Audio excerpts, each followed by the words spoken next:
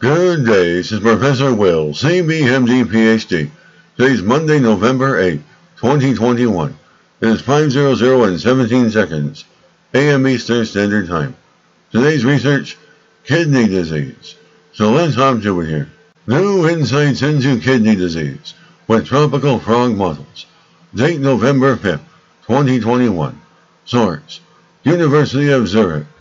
Using cutting-edge genetic engineering, researchers have developed a model study hereditary kidney disease with the help of tropical frogs.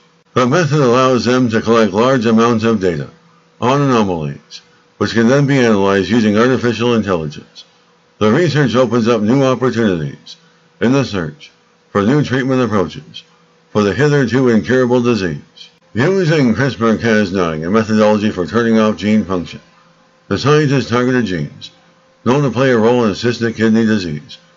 Research novel frog models developed cysts in the kidneys within only a few days, allowing researchers to observe these disease processes in real time for the first time. And while most genetic studies are performed on mice, frogs have features that make them well suited for larger scale studies. One frog couple can produce hundreds or even thousands of eggs. That is why you see such large numbers of tadpoles in the Swiss lakes in springtime. Similarly, in the lab, large numbers of Xenophus tropicalis tadpoles can be manipulated to develop cystic kidney diseases.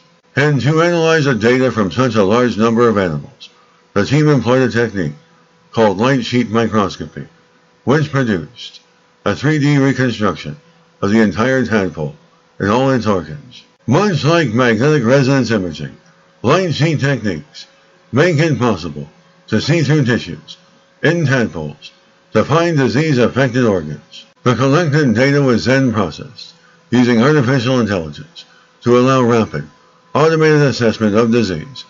While it would normally take the research team several days or even weeks to analyze data from hundreds of tadpoles, artificial intelligence can now do this task in a matter of hours. The findings from frog models, analyzed in this way, provide new insights into the early processes of polycystic kidney disease. These insights will form the basis for developing new treatment approaches for affected patients.